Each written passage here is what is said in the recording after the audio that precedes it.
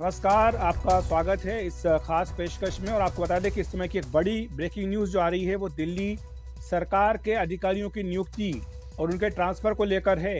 Supreme court ने जो फैसला दिया था जिसमें दिल्ली सरकार को इन अधिकारियों के ट्रांसफ़र और पोस्टिंग का अधिकार दिया था, उसे एक तरह से अब केंद्र सरकार ने बदल दिया है। इसके लिए एक अध्यादेश जारी किया गया है अब से कुछ देर पहले, और इस अध्यादेश में ये स्पष्ट कर दिया गया है कि दिल्ली में अधिकारियों की जो नियुक्ति है और उनका जो ट्रांसफ़र है उसके लिए एक national capital civil service authority बनाई जाएगी। और आपको बता दें कि ये जो अथॉरिटी होगी ये सभी ग्रुप ए के अधिकारियों और डेनिक्स के अधिकारियों के तबादले और नियुक्ति करेगी। इसमें कई खास बातें हैं जो मैं आपको बता देता हूँ कि ये जो अथॉरिटी बनाई गई है इसमें 3 सदस्य होंगे। दिल्ली के मुख्यमंत्री इसके सदस्य होंगे, दिल्ली के मुख्य सचिव जो हैं वो इसके सदस्य होंगे, और साथ ही दिल्ली सरकार में प्रिंसिपल सेक्रेटरी होम, ये तीनों इसके सदस्य होंगे। अध्यादेश में ये स्पष्ट किया गया है कि जो भी अधिकारियों के तबादले और उनकी पोस्टिंग करनी है इसका फैसला ये अथॉरिटी करेगी। लेकिन इस अथॉरिटी में ये स्पष्ट कर दिया गया है कि इसमें बहुमत से फैसला होगा। और यहाँ पर आपको विश्लेषण करके बता देते हैं कि इसमें जो गणित है वो ये है कि अभी तक जो चीफ सेक्रेटरी हैं दिल्ली सरकार के और साथ ही प्रिंसिपल सेक्रेटरी होम हैं, ये दोनों ही केंद्र सरकार के अपॉइंटी हैं। यानी दिल्ली के जो मुख्यमंत्री हैं वो इस अथॉरिटी में एक तरह से माइनॉरिटी में होंगे। और ये जो अथॉरिटी है ये सिफारिश करेगी केंद्र सरकार को अधिकारियों के ट्रांसफर और नियुक्ति के लिए। इसमें एक पेच और भी है अध्यादेश में, वो ये है कि इसमें जो एलजी हैं वो संतुष्ट अगर होंगे तभी वो अथॉरिटी की बात मानेंगे, वरना वो अपनी ओर से भी कई तरह की जो क्लेरिफिकेशन है वो सीख कर सकते हैं और फिर उसके आधार पर अपना फैसला कर सकते हैं। शरद शर्मा भी हमारे साथ जुड़ गए, हमारे सहयोगी, इस खबर पर चर्चा करने के लिए। शरद, ये एक बड़ा फैसला है और एक तरह से माना जा रहा है कि जो सुप्रीम कोर्ट का एक ऐतिहासिक फैसला जिसको आम आदमी पार्टी सरकार ने कहा था, जिसमें ये जो किचकिच चलती थी, जो टकराव होता था दिल्ली सरकार में और उपराज्यपाल के बीच में, उसको खत्म कर दिया गया था और एक तरह से पूरा अधिकार अधिकारियों के ट्रांसफर पोस्टिंग का दिल्ली सरकार को दे दिया गया था। लेकिन अभी अधिकार लग रहा है इस अध्यादेश के बाद छिन गया है। 8 साल लंबी लड़ाई लड़ी है अखिलेश जी, अरविंद केजरीवाल ने, दिल्ली की केजरीवाल सरकार ने, और उसके बाद अभी ऐसा लग रहा था कि हाथ में आ गया है सब कुछ क्योंकि सुप्रीम कोर्ट ने दे दिया था। लेकिन ये जो अध्यादेश है इसको बहुत से लोग अभी एग्जामिन भी कर रहे हैं, और अभिषेक मनु सिंघवी जिन्होंने केजरीवाल सरकार का ये केस कोर्ट में लड़ा था और दिल्ली सरकार केजरीवाल सरकार के पक्ष में फैसला आया था, उन्होंने भी ये कहा है कि वो अभी इसको एग्जामिन कर रहे हैं।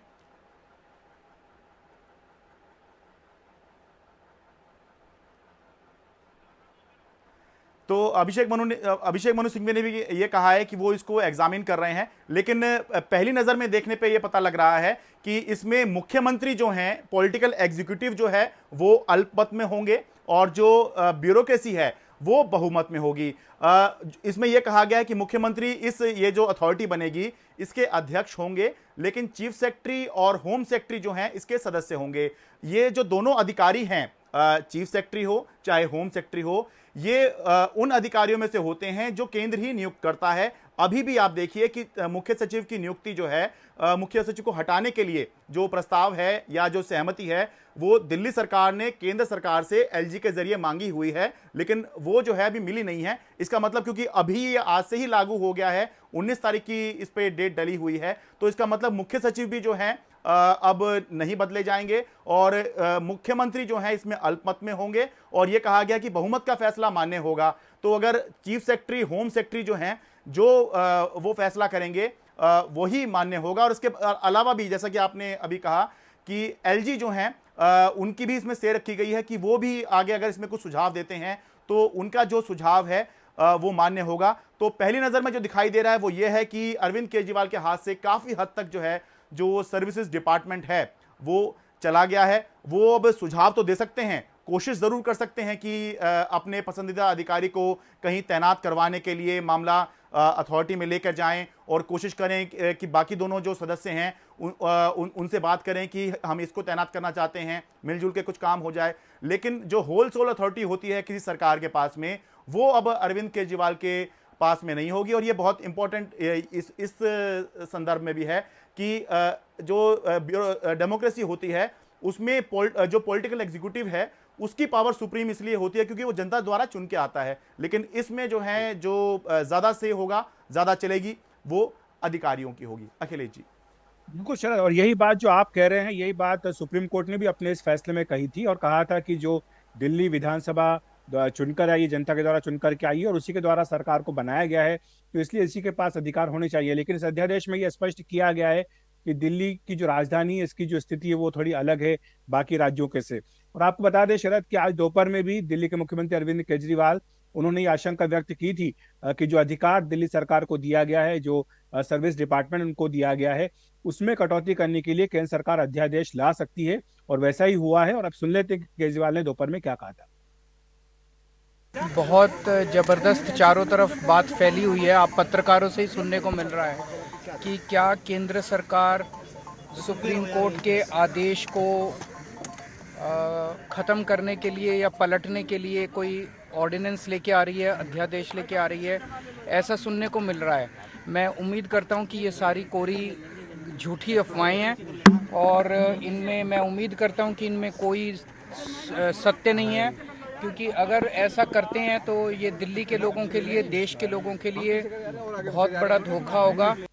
ये आप सुने थे मुख्यमंत्री अरविंद केजरीवाल को, जिन्होंने दोपहर में ही आशंका व्यक्त की थी कि जो फैसला आया है सुप्रीम कोर्ट का, उसको पलटने के लिए केंद्र सरकार एक ऑर्डिनेंस ला सकती है। और वैसा ही हुआ।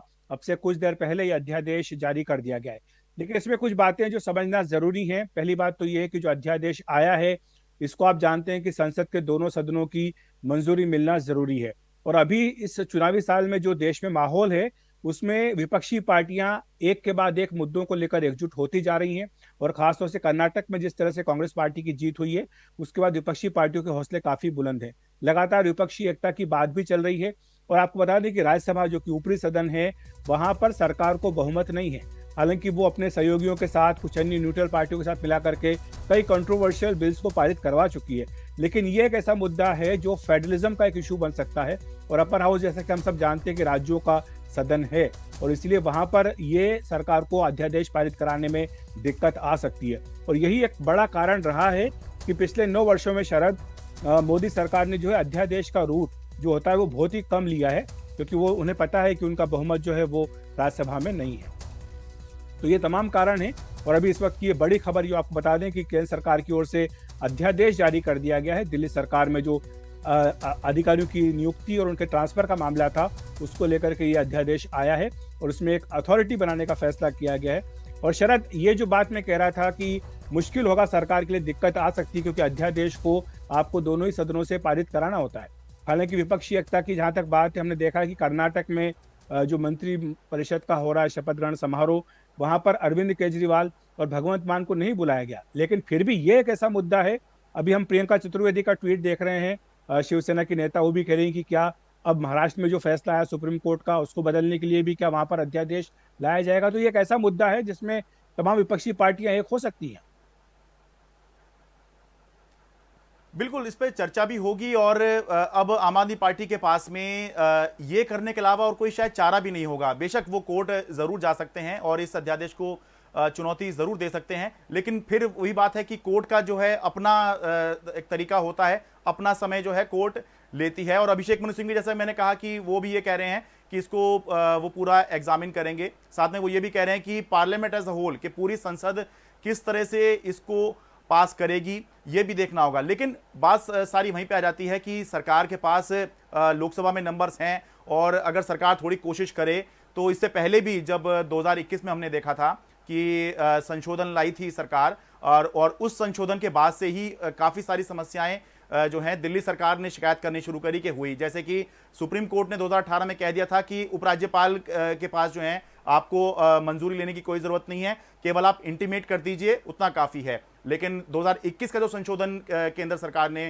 किया, उसके बाद से हर प्रस्ताव जो है उस पर उपराज्यपाल की मंजूरी लेना आवश्यक हो गया। और उसके बाद से ही दिल्ली सरकार और एलजी की जो लड़ाई की, टकराव की कहानियां हैं, वो काफ़ी बढ़ गई। तो आने वाले समय में अब ये देखना होगा कि अब 2024 का चुनाव भी है और उससे पहले अब ये घटना हुई है, तो पहले तो एक झटका ज़रूर है ये अरविंद केजरीवाल के लिए कि 8 साल लंबी लड़ाई उन्होंने लड़ी और जब हाथ में पावर आई तो उसके बाद ये पावर जो है हाथ से निकल गई है। पहली नज़र में देखने में लगता है कि उनको भी उसका सदस्य बनाया गया उस अथॉरिटी का, लेकिन वो अल्पमत में हैं और वो अध्यक्ष हैं। तो अध्यक्ष जो है उसको पहले तो सदस्यों की बात सुननी होगी, फिर अपनी बात वो इसके अंदर कहेंगे। तो तो 2 सदस्य अगर अधिकारी हैं और अधिकारी वो भी जो केंद्र सरकार द्वारा इसमें मनोनीत होंगे, तो फिर जो है मुख्यमंत्री होते हुए, पॉलिटिकल एग्जीक्यूटिव होते हुए, जनता द्वारा चुने हुए जाने की बात कहते हुए भी जो अधिकारी कहेंगे वही बात जो है सुप्रीम होगी। और अब देखेंगे आगे किस तरह से ये मामला जो है आगे कोर्ट में जाएगा या पॉलिटिकल मुद्दा इसको बनाया जाएगा। जी शरद, आपने कुछ देर पहले आतिशी जो शिक्षा मंत्री उनकी बाइट भेजी है, वो भी सुन लेते कि उनकी क्या प्रतिक्रिया आई है ये अध्यादेश जारी होने के बाद। केंद्र सरकार जो ये अध्यादेश लेकर आई है, ये सुप्रीम कोर्ट की संवैधानिक पीठ के फैसले की साफ साफ अवमानना है। सुप्रीम कोर्ट ने यह फैसला दिया कि चुनी हुई सरकार के पास निर्णय लेने की ताकत होनी चाहिए। यही लोकतंत्र है, यही लोकतंत्र का सम्मान है।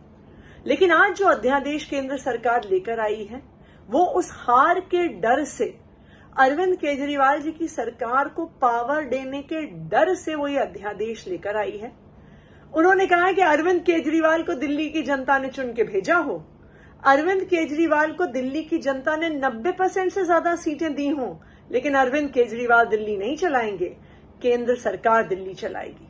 तो ये साफ नजर आता है कि केंद्र सरकार अरविंद केजरीवाल से डरी हुई है, सुप्रीम कोर्ट के फैसले से डरी हुई है, और उसकी वजह से ये अध्यादेश लेकर आई है जो सुप्रीम कोर्ट के फैसले की अवमानना है। और इस बीच बीजेपी की प्रतिक्रिया भी आ चुकी है इस अध्यादेश के जारी होने पर। पूर्व प्रदेश अध्यक्ष मनोज तिवारी, जो कि बीजेपी के सांसद भी, वो क्या कह रहे हैं, आइए सुन लेते हैं। देखिए, भारतीय जनता पार्टी इस अध्यादेश का स्वागत करती है और ये अध्यादेश बहुत ही आवश्यक हो गया था। जिस दिन माननीय सुप्रीम कोर्ट ने यह फैसला दिया, एक कंफ्यूजन ऐसा क्रिएट किया गया कि नेशनल कैपिटल टेरिटरी, जिसको यूनियन टेरिटरी कहा जाता है, केंद्र शासित प्रदेश, वहाँ पर सर्विसेज को लेकर के एक बड़ा कंफ्यूजन था। और उसमें आज अध्यादेश ला करके, मतलब कानून बना करके, केंद्र सरकार ने उस कंफ्यूजन को दूर कर दिया है कि केंद्र शासित प्रदेश का जो भी सर्विसेज है वो एलजी के साथ है। अब इस पे किसी को किसी प्रकार का कंफ्यूजन नहीं है।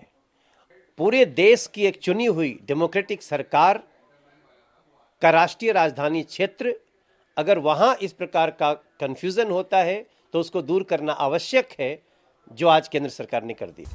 आप सुन रहे थे मनोज तिवारी को। इससे पहले आपने आतिशी को भी सुना। आतिशी यह कह रही है कि ये सुप्रीम कोर्ट के आदेश की, संविधान पीठ के आदेश की अवहेलना है।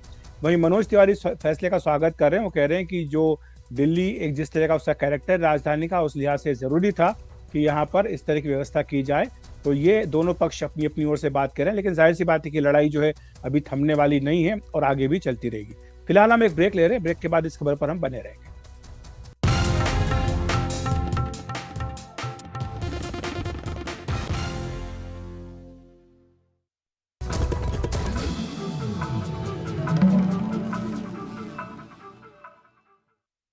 तो इस समय की एक बड़ी खबर जो आपको बता दे आई है, दिल्ली सरकार ने को जो अधिकार दिया था सुप्रीम कोर्ट की संविधान पीठ ने, जिसमें उसे अधिकारियों की नियुक्ति और उनके तबादले का अधिकार था, उसमें एक तरह से कटौती कर दी गई है। केंद्र सरकार की ओर से अध्यादेश जारी कर दिया गया, जिसमें यहाँ पर दिल्ली में अधिकारियों की ट्रांसफर और पोस्टिंग के लिए एक अथॉरिटी बना दी गई है। इसके 3 सदस्य होंगे। इस अथॉरिटी को का नाम दिया गया है national capital civil services authority.